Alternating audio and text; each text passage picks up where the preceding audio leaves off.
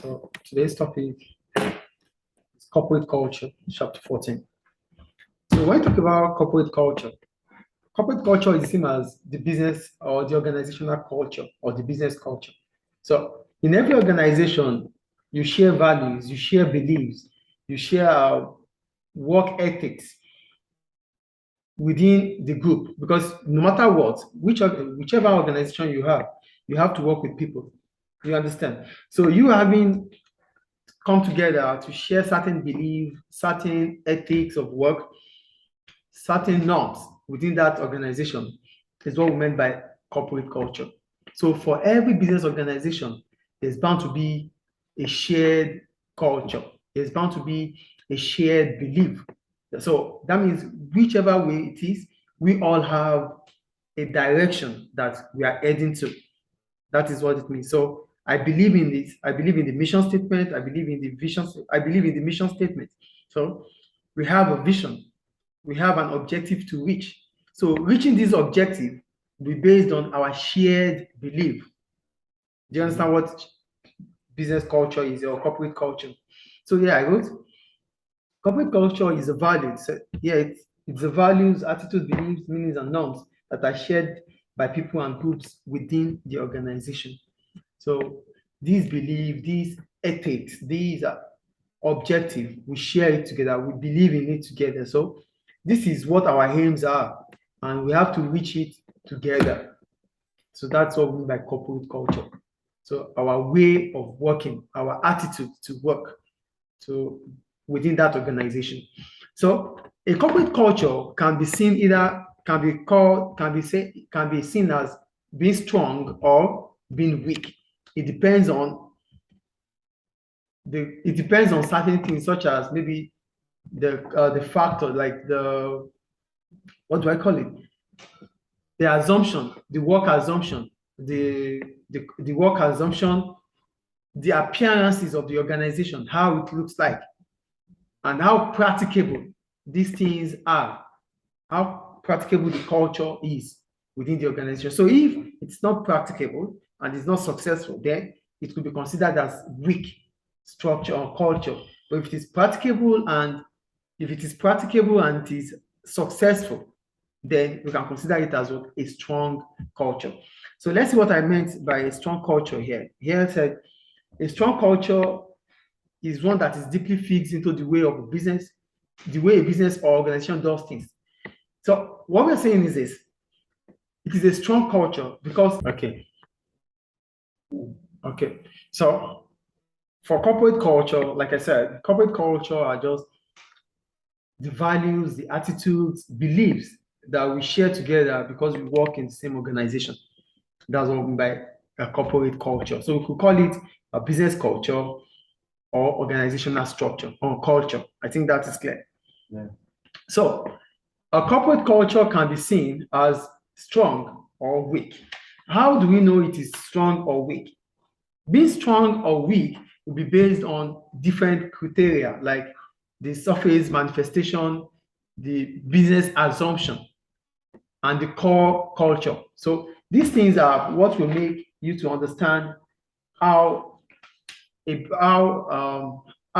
corporate culture could be considered as being strong or weak. I said it, the surface manifestation, the core assumption, the core values of the business, and the basic assumptions of the business. So how practicable or successful these three factors are will determine if the corporate culture is seen or considered as being strong or weak. So for a strong corporate culture, what does it imply? When we talk about a strong corporate culture, it only means that this culture fits into our way of work. So whatever of our operations are, everything is based on that criteria, on that assumption, on that value. So we're not going to do anything out of that culture. We're not going to do anything out of that work ethic. So whatever we have to do, whatever it is in our mind as an employee has to go through the same routine. So we don't have a subculture. We're not going to create another culture of work within that organization. So that means it's so strong, we are unable to create other culture. Do you get it? Yeah. So because we can't create a subculture, it becomes what? A very strong culture. So here I wrote, a strong corporate culture is one that is deeply fixed into the way a business does things. It is difficult to create a subculture in a corporate culture. Told you earlier. So because it's a strong culture, it's a strong corporate culture, it becomes difficult for us to have a subculture. So what's subculture? Subculture is culture, creating new culture within a culture. So these are the ways we have to work. But we are creating another set of belief, another set of values within that culture. That is what we mean by subculture. But this will not be able to occur or happen if the culture is strong. So a culture that is unable to accept a subculture is considered as a strong culture. Do you get a strong culture here? Yeah. Okay, so for weak culture, why do we call it a weak? Okay, the advantages now, before we go into the weak culture, what are the advantages of or the opportunities of having a strong culture? Number one, it provides a sense of identity for employees. What does that imply? It means that you have the flexibility of the workforce. You can, because you have an identity. So it means that this is the way we have to work. So irrespective of who you are, when you are joining up in that organization, when you go into that organization, you have to be flexible enough to work with that organization because it has its own identity. So you are not going to be able to create your own identity. Whatever you have in your mind must fit into the work ethic of that organization. So that means whatever we have to do, we already identify it, we already know it. So it's easy for us, it becomes easier for us to be flexible as an employee because we already know what we have to achieve. We already know how we have to get it achieved. So it is for you to fit into that organization culture. Do you understand? And being able to fit into that organizational structure makes you to become more flexible. That is an advantage. Do you understand the first advantage there? Yeah. The second one, it increases the teamwork within the organization as workers can identify with other employees. So teamwork will be key in this organization because we have what we want to achieve and we are achieving it together.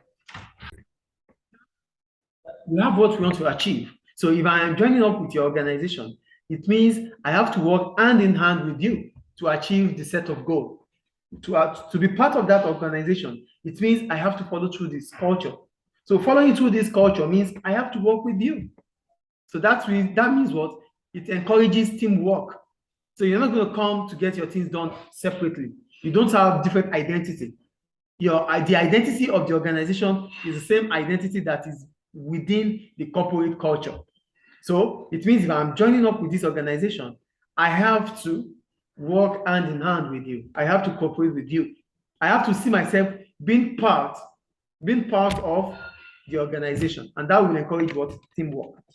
Is it clear? So that's the second advantage of having a strong corporate culture. The first one is that it creates an identity for the business, and creating an identity for the business makes workers to be more flexible. Yeah. The second one is, so the third advantage is that it increases the commitment of employees to the company. When you say it increases the commitment of employees to the company, what does that imply? Now, if you have workers that are flexible enough, if you have workers that have identified that this organization has its own identity, that it only have to be what? It only have to take you to be flexible, that you just have to be flexible with the organization. And when you continue to be flexible within that organization, there's a goal that you have to achieve. It becomes easier for you to start working with a group of people. That is about teamwork. So when you become comfortable working with a group of people, you wouldn't want to leave that organization because you get used to them. Yes or no? So the third advantage about having a strong corporate culture is that there will be less or there will be reduction in staff turnover.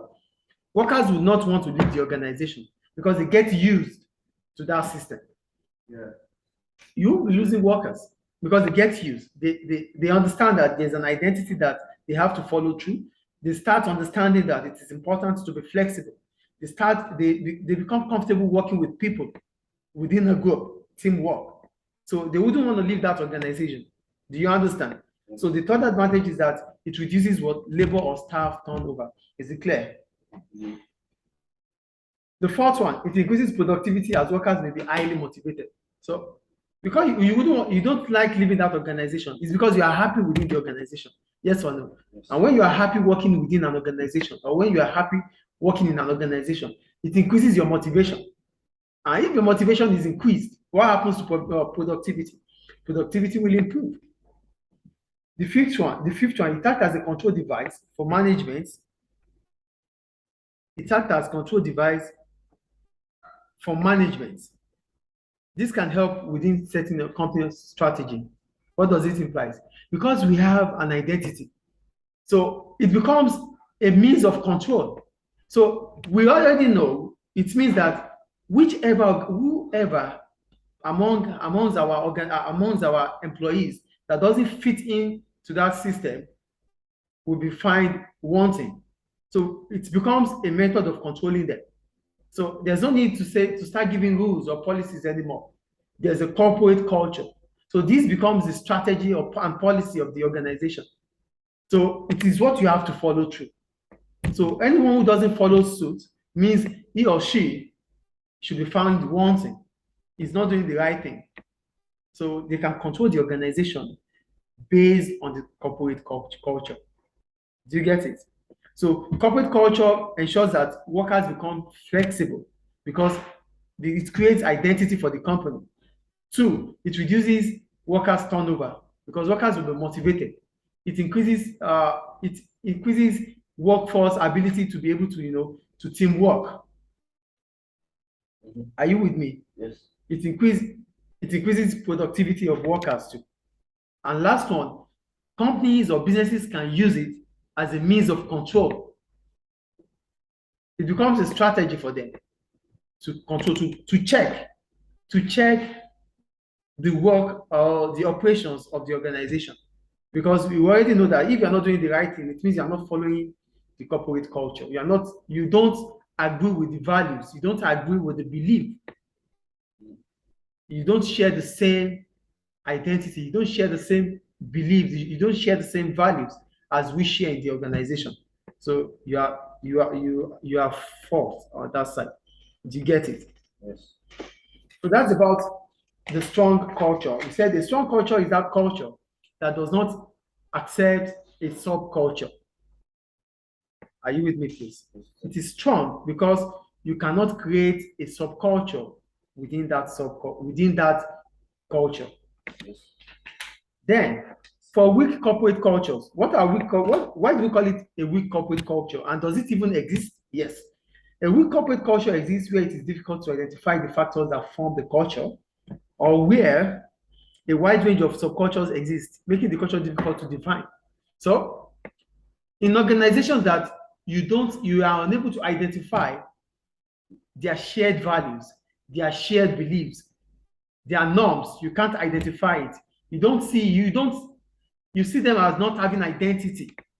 So if an organization does not have an identity, it means that this organization has a weak corporate culture. Do you understand what it means here? Yeah. That means each individual or group of individuals do the way they want. They create subcultures. So there are different subcultures within that organization. So when you see Department A works different way, Department B works different way, Department C works different way. Even in Department A, part of the staff in Department A, they still create another culture within it. So that means that organization doesn't have an identity. So an organization is considered having a weak corporate culture if it doesn't have identity. So you can't say this is how this organization works. You can't define the ethics. You can't define the operations of that organization. It means it has a weak corporate culture. Do you understand what a weak corporate culture is now? Yeah.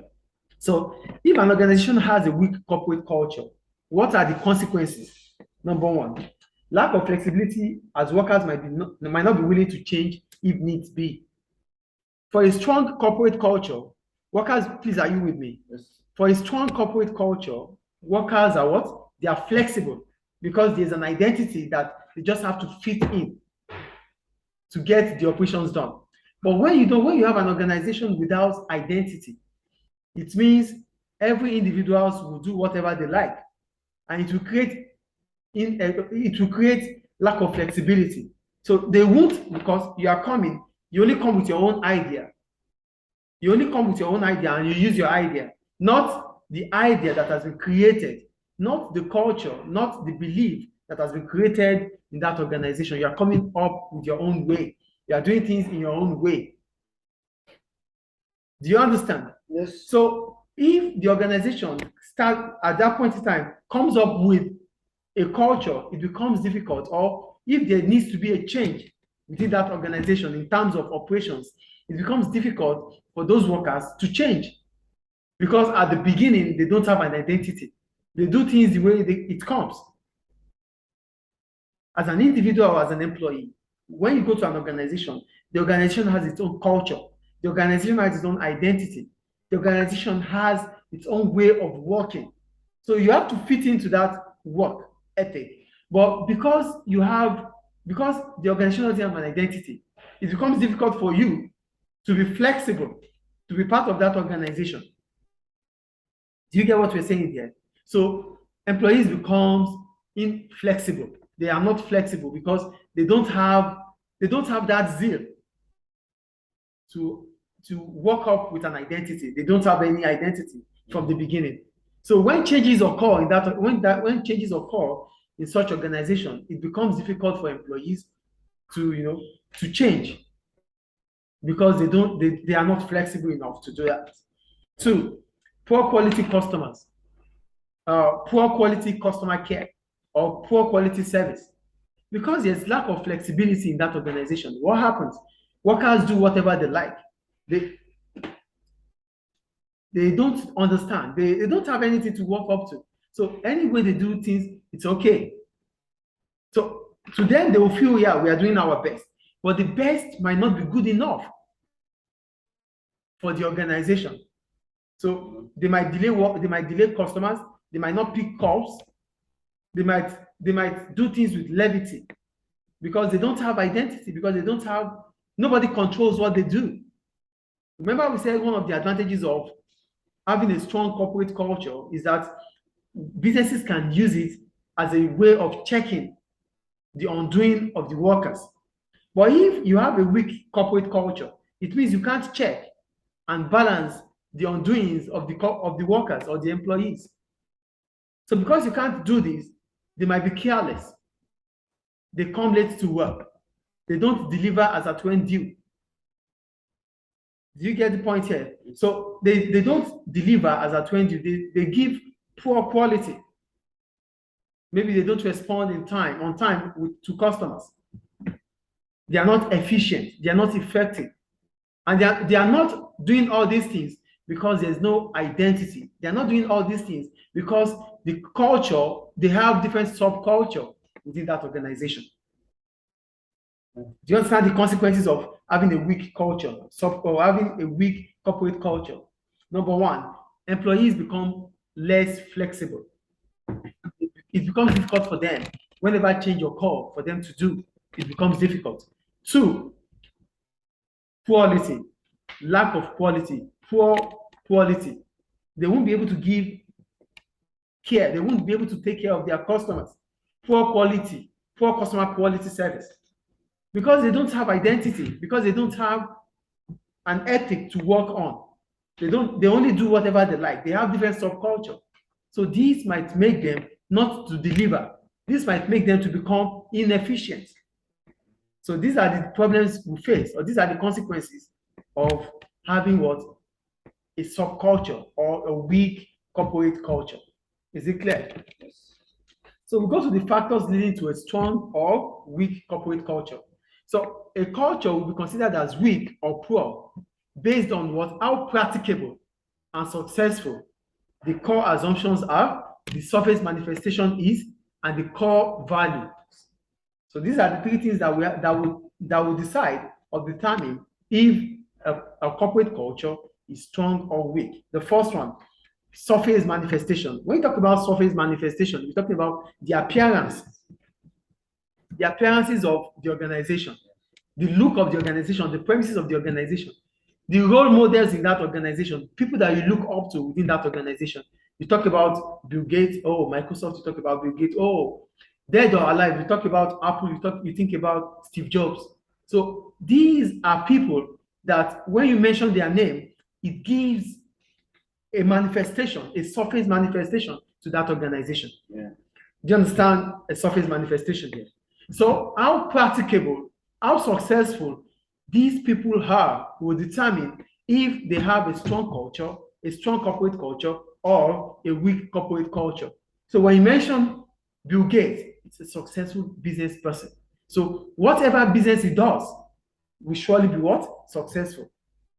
So when you think about the corporate culture in Bill Gates' business, you will think about what? A very strong corporate culture because it's practicable, it's successful. Do you get it? That is surface manifestation. The premises, the look of the business, the myths, the stories you hear about the business, these are still surface manifestation.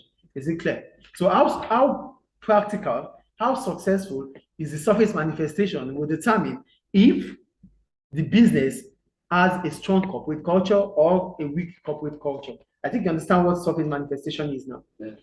Two, the core organization values. So for the core values, we're talking about the mission statement of the organization.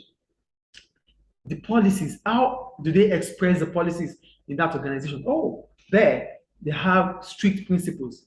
They follow suit. They don't jeopardize. They don't maneuver. So they follow through the policies. They follow through the procedures. There's a difference between policies and procedures. Listen to me, please.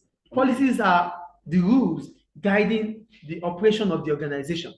Procedures are the ways in which these rules are being carried out. Yeah. Do you understand? So how successful, how practicable the procedures of the policy of that organization is will determine if it has a strong corporate culture or a weak corporate culture. Yeah. Is it clear? Mm-hmm. And lastly, basic assumptions. So when we talk about basic assumptions, we're talking about things that we hear, we don't see them. So it becomes difficult for us to understand, oh, how good is that organization? What do people say about that organization? So here I go. These are the unspoken beliefs and ways of working. This may be difficult to change because these beliefs are invisible. Yeah, you won't be able to see them. There are things that are being said about the organization. What the organization is even saying about itself. Oh, this is a very friendly environment. But how friendly is this environment? How caring is this environment? Is it practicable? Is it doable? Because there are some environment that, because based on how the operations are, you won't be having to trust people. Maybe you work in a bank that they tell you that the next person in that cubicle should not be trusted. Do you understand? So, and you're telling me it's a very friendly environment, but in practical, in reality, it is not, because I can't trust the next person beside me because of how the policies are being stated or stipulated. Do you understand? So, how practicable the basic assumptions are, how successful the basic assumptions are, will determine if the corporate culture is strong or weak. If you tell me, like I just said now, if you tell me, oh, if it's been written in the document of the organization that it's a very caring and friendly environment, I have to see it friendly in real life, in reality. I have to see it friendly. I have to see it being caring. So if it's only been said than done, then it is what? A weak corporate culture. But if it is being said and done, it is what? A strong corporate culture. Do you understand? So the difference between a weak corporate culture and a strong corporate culture will be based on the core values of the organization, the surface manifestation of the organization. Is it clear? And the basic assumptions of the organization. Any question about that? No. Okay.